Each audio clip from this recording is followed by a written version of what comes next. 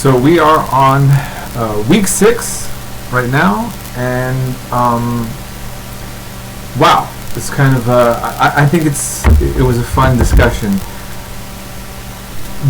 So many times when I teach this class online, though, I really wish that we could all be together in a classroom discussion, because I find the topics so interesting in looking at this history, and then the debates that we have now, regarding gun rights or race relations or all these kind of things that are so important. And I really wish that we could, have that discussion together as a class. You notice that I posted a few things regarding the, militia and the Second Amendment again. And I just want to say that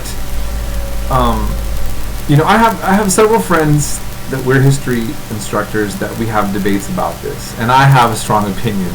And I always have to be careful as your professor to watch. Be careful about that. I mean, this is my feeling.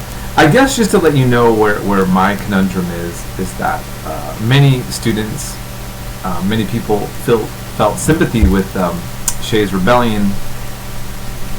And the question I had was, did you think the Second Amendment? I didn't ask if you thought the Second Amendment gave us the right to bear arms.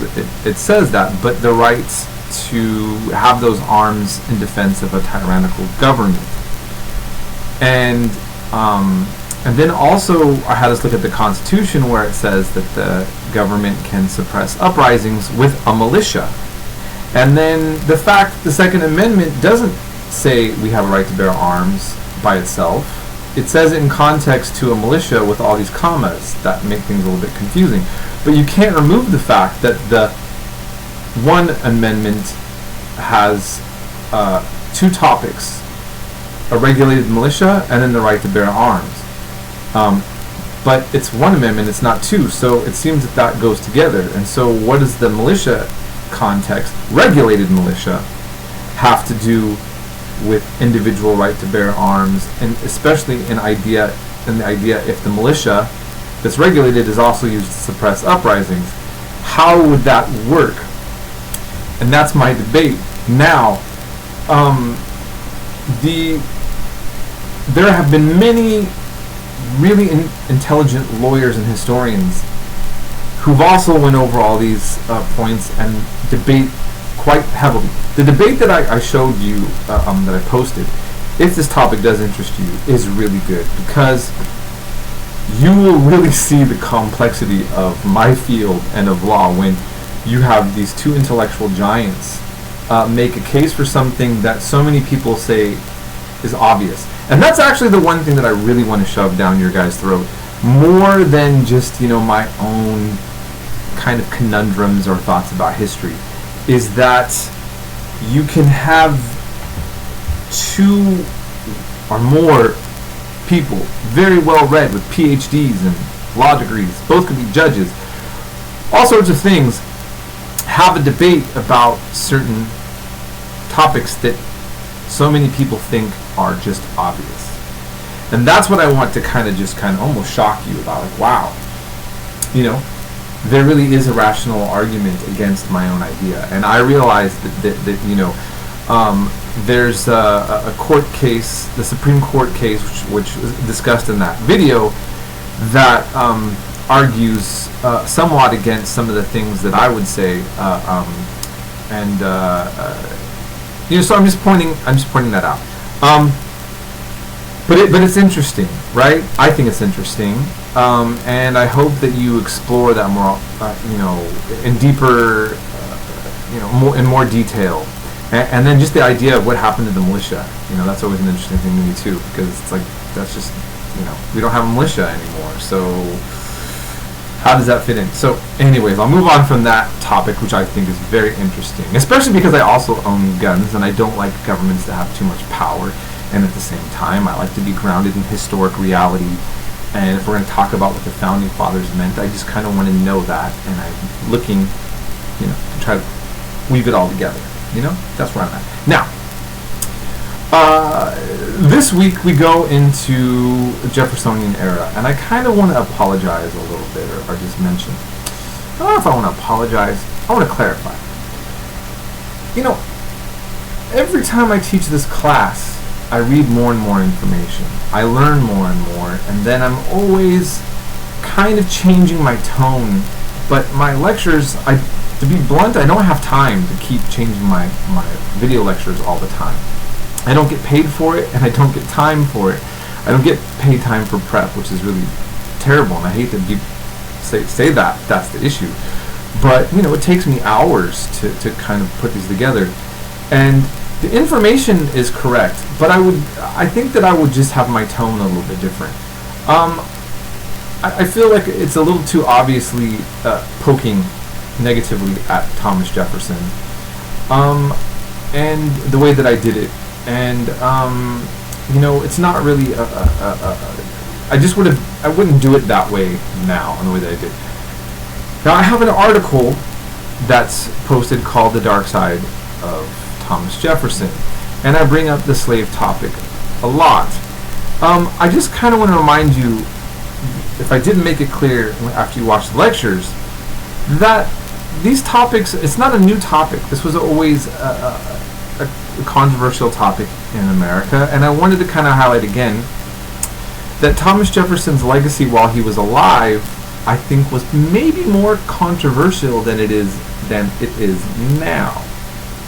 Okay, I want you to think about that. His controversy while he was alive over his lifestyle, his policies, and his apparent contradictions was, I think, there was more of that going on while he was alive than now. And now it's kind of really simplified. People just basically pick on him for having slaves and how he treated the slaves, or they ignore that and then they talk about his great writings as if you can't deal with both at the same time. You know, say he's got brilliant writings and simultaneously had things in his personal life that you might object to. So I just want to say that. I also wanted to be a little bit more fair to the wall builders people that I give you a little clip in there. I went to one of their presentations before.